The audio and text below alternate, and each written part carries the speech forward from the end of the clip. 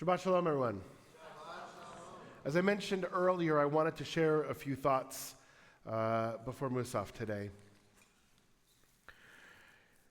It's usually around this time of year, after Thanksgiving is over, that I start to realize that this current year is done and we're about to begin a new year. And it was pretty mind-blowing to me as I started to think to myself that we're about to begin 2025. And as I think about this year 2025 and look back on 2024, I recognize the fact that there are lots of things that are different and a lot of things that are not. It's interesting, we were just up in Los Angeles for Thanksgiving, as we always do, and as I drive through my old neighborhood, I grew up in the San Fernando Valley, as I drive through my old neighborhood, it's this strange mix of stores that are exactly the same as I remember them as I was there, and then you sort of look and you say, no, it's not quite the same, and how do we figure that out? And then, as I was reading through all the differences of this current coming year in the news, all the things that are going on, things that are happening that we never imagined would happen, the world has changed so much over these last 20 years, I also recognized that certain things are exactly the same as they've been for years, for generations, for centuries. And the verse from Ecclesiastes was ringing through my head very much this week. Ma shehaya hu sheyihyeh, ma shena'aseh hu sheyaseh, ein kol chadash tachat hashemesh. Only that shall happen which has already happened. Only that shall occur which has already occurred. There is nothing new under the sun. And why did this pop up in my head? Because I was reading through the news this last week, and I saw the debate that happened at Oxford University this last week. For those of you who are unfamiliar with it, let me share with you. The Oxford Student Union has a long history of debating important topics. It's one of the things they pride themselves on. They bring the top world speakers, they debate important topics, and it is a venue of supposed academic rigor and a search for truth within the world. And yet, when we look at the debate that just happened, and I'm going to give you the exact title of it in a moment. Hang on a second, I will give it for you. The title of the debate is, "This House Believes Israel is an Apartheid State and Responsible for Genocide." That's the title of the debate. I began to struggle. And I began to start to see patterns that had happened throughout our history, and patterns that, frankly, we think the world has progressed so much, and yet it really hasn't. For those who are familiar with our history, there is in the Middle Ages an anti-Semitic modality that is called disputations. Now, what were these disputations during the Middle Ages? Disputations were an attempt to have an open conversation, but the end result was already very, very well known. And these disputations, there were quite a number of them throughout the period. These disputations actually were trying to show that either Judaism was not valuable, or that Judaism was in fact a threat to Christian society and the larger society at the time. And they were set up knowing full well, with one exception, which I'll get to today, what the end result was going to be. But it showed through form this ability to, well, let's have a conversation. Let's talk. Let's try to discover the truth through dialogue, which in and of itself is a good idea if that's actually the way that it works. And so I want to talk about 3 different disputations today and then actually come back to what happened at Oxford University. The first is the Disputation of Paris in 1240. And this was actually started through somebody who had converted out of Judaism. And so he was actually very well versed in Jewish texts. And this disputation took the Talmud, attacked the Talmud, which is one of our works, and misread it. It actually took sections of it out of context to try and show that Judaism was hostile to Christianity at the time. That Judaism was a threat to Christianity at the time. And the Rabbi Yechiel, was the one who argued against it. They always picked a rabbi from the community. And by the way, the stakes of these disputations were usually very high, in that if the Jewish community lost, then very often in that town or that area, they would have to leave, right? That's the reward, or so to speak, or the penalty for losing that debate. And it was a way to get the Jewish community out of these areas. They would have this disputation, the Jewish community would lose, and then they would all have to leave. So this first dispute took the Talmud and brought sections out of it. They sort of, as I said, they cherry-picked out of context and took quotes or half quotes that actually showed or tried to show a threat to Christianity at the time, which frankly wasn't there. Rabbi Yechiel, one of his quotes from this particular dispute was, "The Talmud is our oral Torah, the guide given alongside written to Torah. To take its words out of their holy context is to rob them of their truth." He tried to argue that the words taken out of context have no meaning. But, as everybody knew was going to happen, he lost, and he and the Jews in that community, many of them were forced to leave, and they actually burned hundreds of copies of the Talmud at the end of that dispute. The second dispute is in 1263, and this is the disputation in Barcelona. And this is actually the more famous of them, because the person who was arguing on behalf of the Jewish community was Nachmanides, Ramban. And, one second.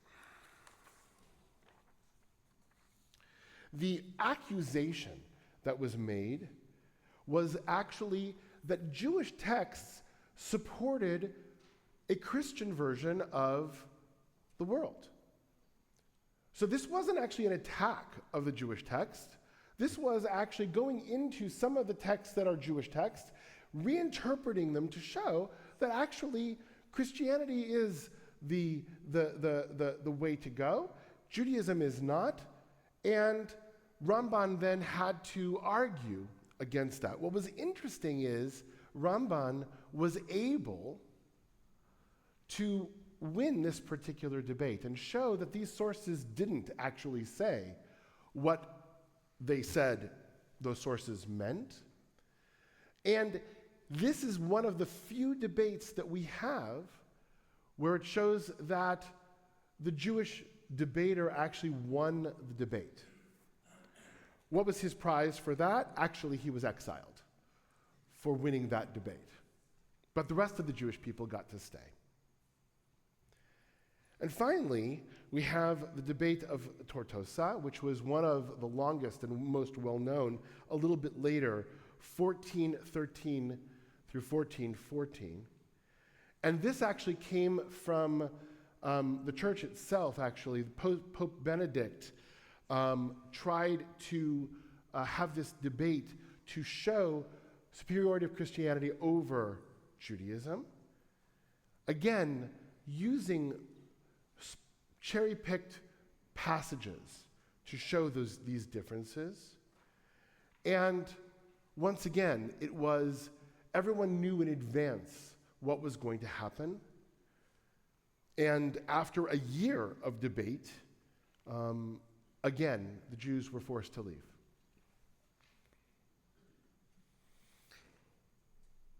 So as I read what was going on in the Oxford Student Union, the visceral reaction of going back to these moments was there. Because everybody knew what the end result was going to be. There was no question about it. And they brought in speakers from both sides. And when the speakers from the pro or the anti-Israel side spoke, everyone was quiet. When the speakers of the pro-Israel side spoke, then everybody was booing. And when one of the speakers actually spoke out against that, he was escorted out because for lack of decorum.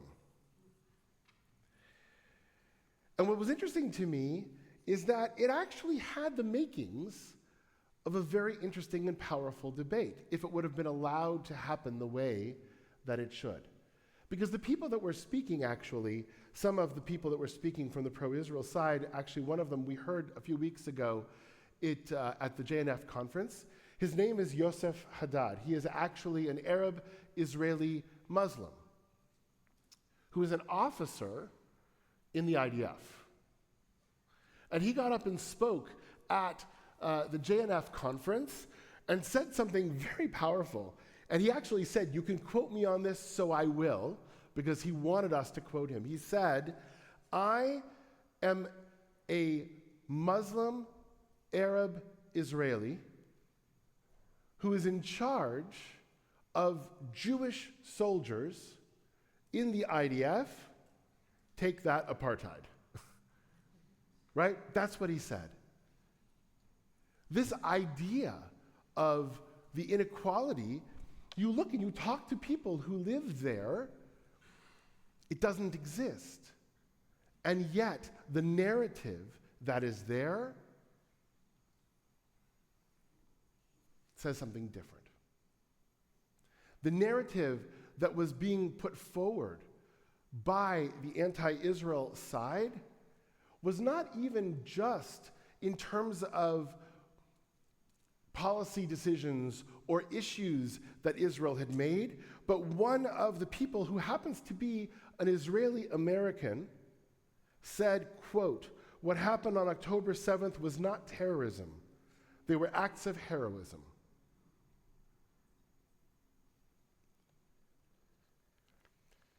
And someone else said, "Zionism is irredeemable and indefensible."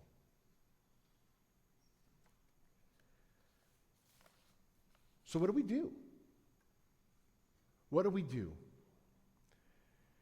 The good news is, well, I was about to say the good news is we are in a time that we're not being forced to leave, although the reality is you speak to many Jewish communities in Europe right now, and many of them are leaving because of what's going on. The question is, what can we learn from these debates of the past, and how can we apply it to today? I would argue that these medieval disputations actually teach us three different things.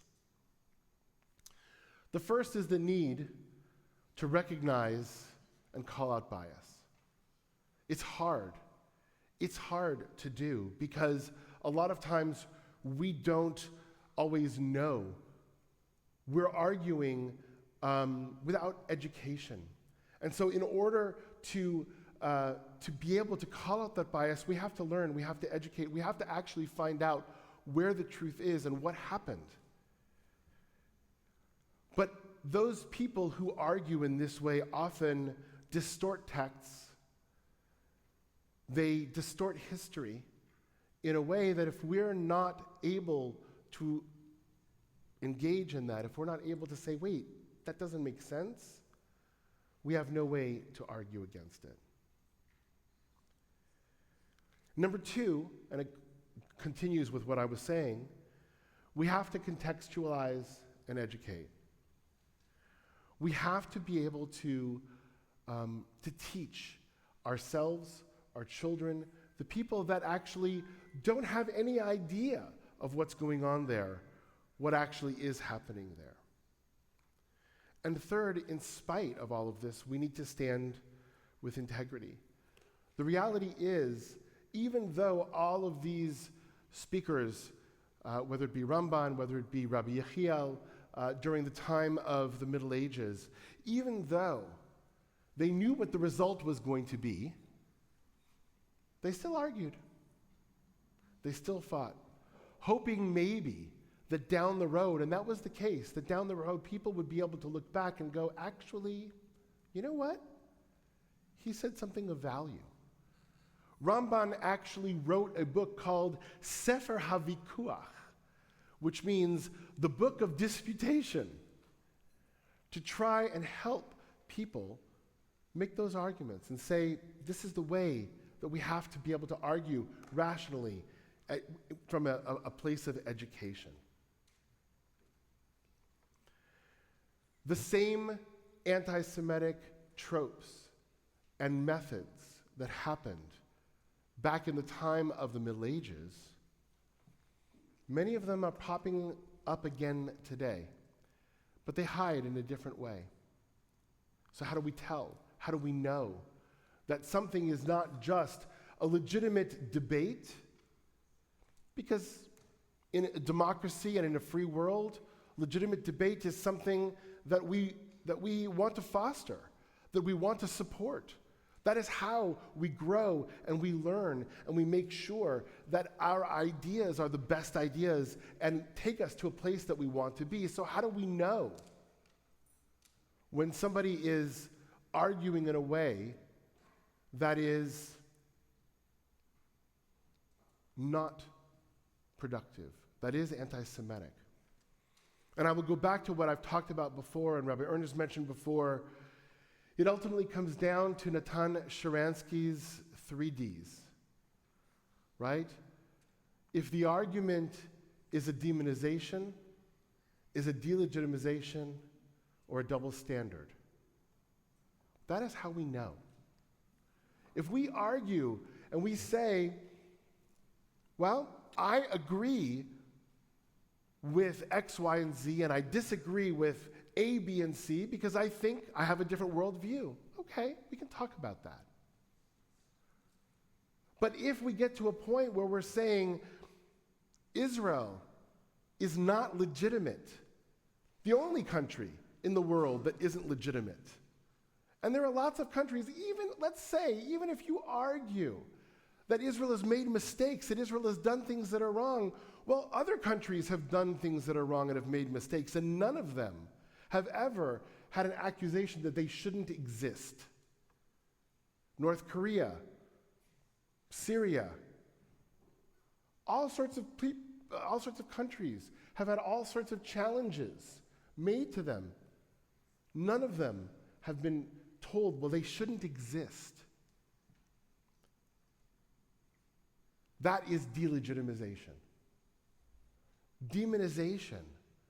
That Israelis are, fill in your blank, Nazis. Israelis are, evil. That's not a challenge to a policy. And finally, a double standard. We mentioned it before. No other country, Israel is held to levels, to ideas that no other country in the world is held to. When you hear those things, it's at that point in time that we should realize we're actually not in a debate anymore. We're not in an exchange of ideas. And the end result is going to be the end result. And nobody was surprised that at the end of this, the Oxford Student Union voted 278 to 59. That Israel is an apartheid state committing genocide.